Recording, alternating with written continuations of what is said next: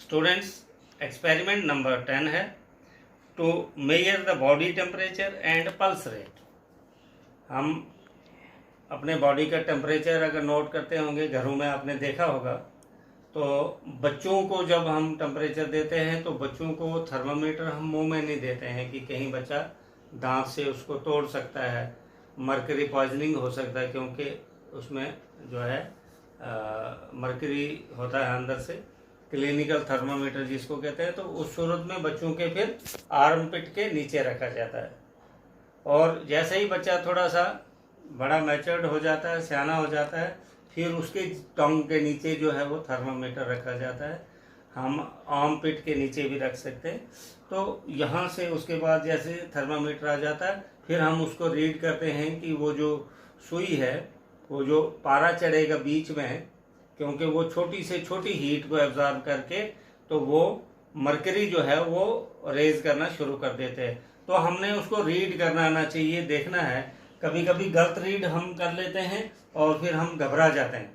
Temperature 98 था, लेकिन जो है हम उसको गलत रीड कर देते हैं, कभी 100 रीड कर देते हैं, कभी 99 रीड कर देते हैं, तो उससे कई बार मिसलेड हो जाता है। तो हमने क्या करना है कि गौर से उसको रीड करना है। एक मेथड वो है। एक है पल्स रेट। पल्स रेट में हम क्या करते हैं, नॉर्मली जो है हम 2 फिंगर्स लेते हैं, प्रेस करते हैं, जेंटल सा, जैसे मैंने पकड़ा हुआ है, जेंटल सा प्रेस करेंगे और हम यहाँ पर तक तक तक ये नोट करते हैं।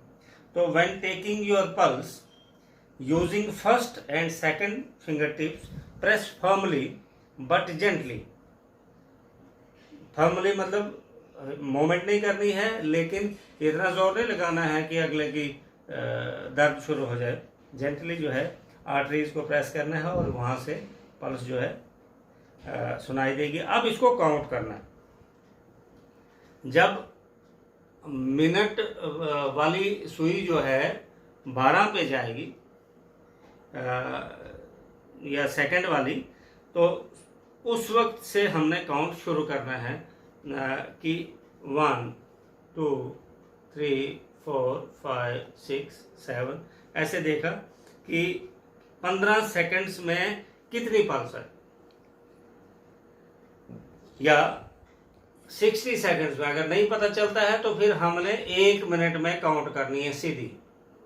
1 2 3 4 5 6 7 8, देखना 1 मिनट में। तो नॉर्मली आपको ये 70 या 72 आएंगी।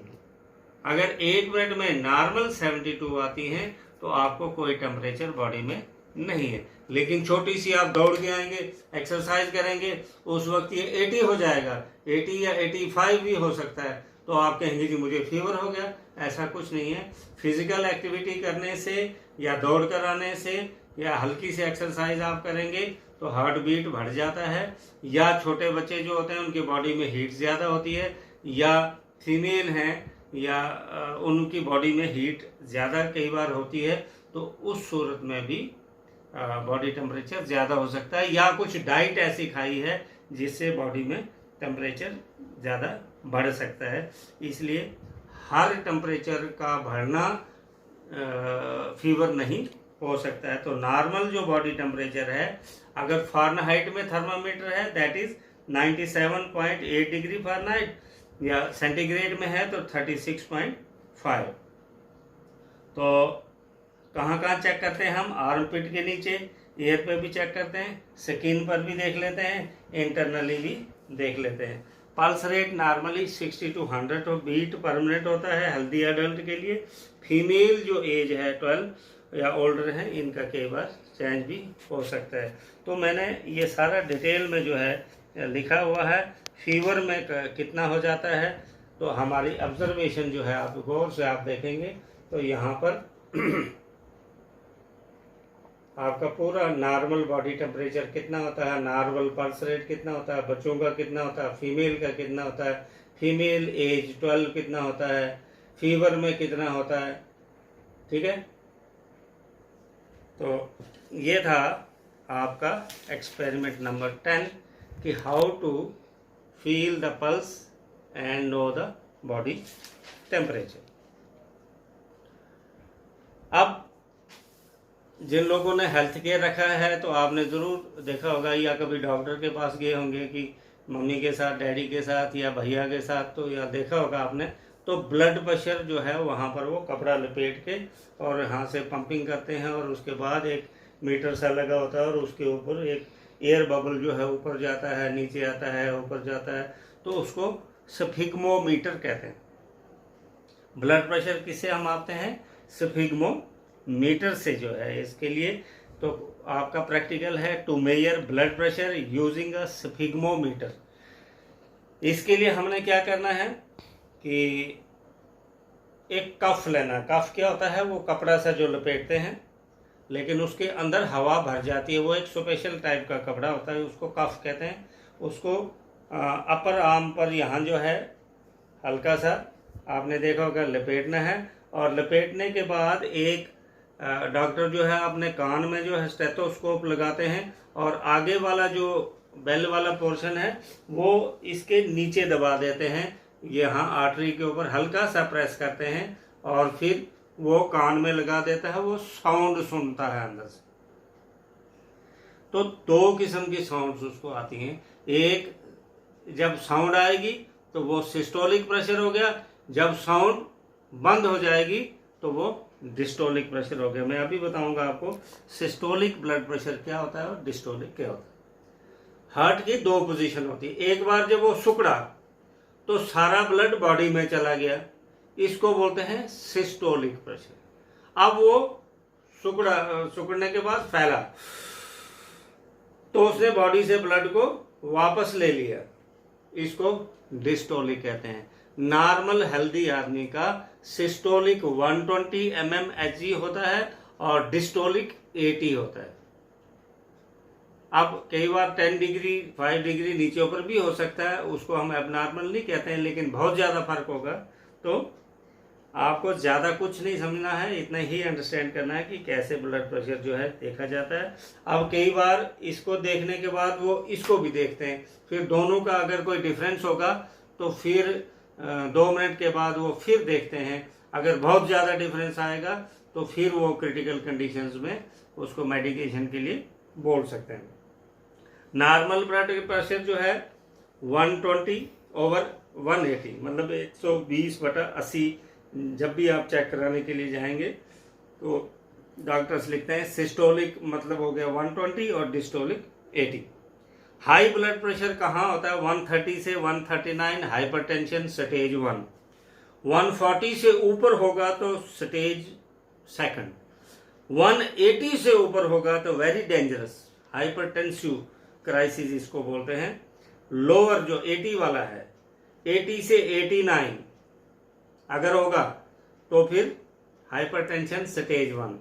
90 से एबो होगा तो हाइपरटेंशन स्टेज 2। 120 से नीचे वाला 80 की बात कर रहा हूं मैं, अगर वो 120 हो जाता है तो वेरी सीरियस, वेरी हाइपरटेंसिव जो है मतलब उसको ट्रीटमेंट की जरूरत होती है। एक और है मैप फार्मूला, कैसे निकाला जाता है। अभी मैंने आपको सिस्टोलिक ब्लड प्रेशर बताया और डिस्टोलिक ब्लड प्रेशर बताया। मैप का फार्मूला क्या है आपने याद रखना है, systolic blood pressure +2 into diastolic blood pressure divided by 3। ये मैंने लिखा हुआ है। मान लो सिस्टोलिक ब्लड प्रेशर आता है 83 और डिस्टोलिक आता है 50। अब यहाँ गौर से देखिए कि मैप कैसे दिखाया जाता है। यहाँ पर गौर से देखिए, ये इस तरीके से हम मैप का मतलब क्या है? मीन आर्टियल प्रेशर, मीन आर्टियल प्रेशर, ये हम इस तरह से निकाल सकते हैं। दूसरा फार्मूला है 1/3 SBP - DBP + DBP, ये भी उतना ही निकलेगा। यहाँ SBD का मतलब है सिस्टोलिक ब्लड प्रेशर और DBP का मतलब है डिस्टोलिक ब्लड प्रेशर, और मैप का मतलब है mean arterial pressure, mean arterial pressure. Okay, अब लास्ट प्रैक्टिकल है बायो का। हम कैसे पता करें कि ग्रीन प्लांट्स में कार्बोहाइड्रेट्स बन गए हैं, या उनमें जैसे फोटोसिंथेसिस होती है, ये तो आपको पढ़ा हुआ है कि उनमें फोटोसिंथेसिस जैसे हुई स्टार्च बनता है, कार्बोहाइड्रेट्स जो हैं बन जाते हैं। हमने क्या करना है, एक पत्ता लेना है जो गमला धूप में रखा हो। अच्छी तरह सुन लेना, सिंपल है।